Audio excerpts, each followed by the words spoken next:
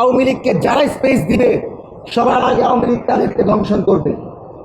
আওয়ামী লীগ হচ্ছে একটি বিষ, যে বিষ শহীদ প্রেসিডেন্ট জিয়াউর রহমানকে কবরে পাঠিয়েছে, যেই বিষ জামাতের শীর্ষ নেতৃত্বকে ফাঁসির দড়িতে ঝুলিয়েছে।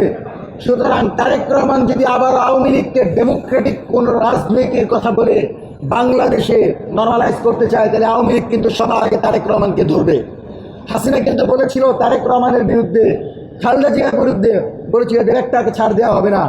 এখন যদি বিএনপির কোনো নেতা আওয়ামী লীগকে পুনর্বাসনের চেষ্টা করে, আমরা মনে করবো আওয়ামী লীগের টাকা খেয়ে আওয়ামী লীগের এজেন্ডা বাস্তবায়নের লক্ষ্যে তারা কাজ করছে। সুতরাং এই সরকার যদি বা এই সরকারে যারা আছে সেই দল, জাতীয়তাবাদী দল বিএনপি, যদি কোনোভাবে আওয়ামী লীগ পুনর্বাসনের চেষ্টা করে, সেই দিন থেকে এই সরকারকে অসহযোগিতা করা হবে। আমরা আবার বলছি, এই সরকার যদি কোনোভাবে আওয়ামী লীগকে পুনর্বাসনের চেষ্টা করে, তাহলে ছাত্র জনতাকে সাথে নিয়ে আমরা কিন্তু সেটাকে প্রতিহত করব।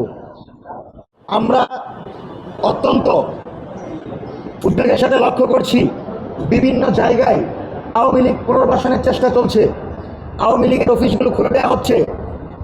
আপনি আপনার তৃণমূলকে প্রশ্ন করেন, ৬০ লক্ষ নেতা কর্মীদের মামলা দিয়ে জাতীয়তাবাদী দলকে পঙ্গু বানিয়েছিল আওয়ামী লীগ।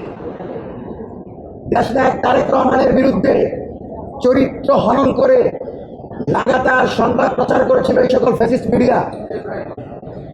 আমরা দেখেছি আওয়ামী লীগের নেতা কর্মীরা সাতলাই নিরীহ আলেমদেরকে হত্যা করেছে, পিলখানায় আমার অফিসারদেরকে হত্যা করেছে, বাংলাদেশ জাতীয়তাবাদী দলকে অর্ধেক ধ্বংস করে দিয়েছে। সে আওয়ামী লীগকে যদি বাংলাদেশের এই সরকারি দল কোনোভাবে পুনর্বাসন করতে চায়, বাংলাদেশের জনগণকে নিয়ে আমরা প্রতিহত করব।